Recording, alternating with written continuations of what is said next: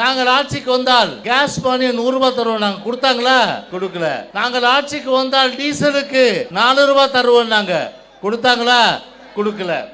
நாங்கள் ஆட்சிக்கு வந்தால் கல்வி கடன் ரத்து என்று சொன்னார்கள், ரத்து பண்ணாங்களா? அதே போல இன்னைக்கு தேர்தல் வாக்குறுதிகள், இன்னைக்கு மக்கள் வெந்து நொந்து இன்றைக்கு இருக்கின்றார்கள். ஆனால் வாய் கூசாமல் தாடி என்ன சொல்ற தெரியுமா? 1 லட்சம் ரூபாய் உங்களுக்கு மிச்சப்படுத்திட்டாராம். எவ்வளோ? 1 லட்சம் ரூபாய் உங்களுக்கு மிச்சப்படுத்திட்டாராம். இன்னைக்கு ஒவ்வொரு குடும்பமும் அம்மாவுடைய அரசிலே மாதத்துக்கு 10,000 ரூபாய், அதாவது மளிகை சாமான் உட்பட எல்லாமே வாங்கினா கூட இன்னைக்கு அதே குடும்பம் இன்னைக்கு 25,000 ரூபாய் செலவு பண்ணுது. ஆனால் 25,000 ரூபாய் யார்கிட்ட இருந்து வசூல் பண்ணீங்க? மக்கள் கிட்ட இருந்து வசூல் பண்ணி, ஆனா கொடுக்கறது எவ்வளோ?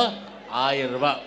யானை பசிக்கு சோளப்பரி. பெரிய அளவுக்கு பார்த்தோன்னா ஒரு என்ஜினையே கடத்துகின்ற ஒரு மிகப்பெரிய கொள்ளை கும்பல் இன்னைக்கு கடனில் தத்தளிக்குது தமிழ்நாடை பொறுத்தவரை. இவ்வளோ காலம் நம்ம கடன் வாங்கியது பார்த்தா மொத்தம் 10-15 ஆண்டுகள்ல 4 லட்சம் கோடி. ஆனால் இன்னைக்கு இந்த 4 வருஷத்துல 5 லட்சம் கோடி, 5 லட்சம் கோடி வாங்கி உருப்படியான திட்டங்கள் தமிழ்நாட்டிலே கொண்டு வந்தார்கள் என்றால் இல்லை, ஊதாரி செலவுகள். ஆனால் இந்த கோபாலபுரத்து இந்த கோமான்கள் இன்றைக்கு தமிழ்நாட்டை சூறையடித்து லட்சக்கணக்கான கோடி ரூபாய்கள் இன்றைக்கு குவித்திருக்கின்ற நிலையில அந்த பணத்தை பறிமுதல் செய்தாலே தமிழ்நாட்டுடைய கடன்கள் எல்லாம் அடைகின்ற ஒரு நிலை இருக்கும்.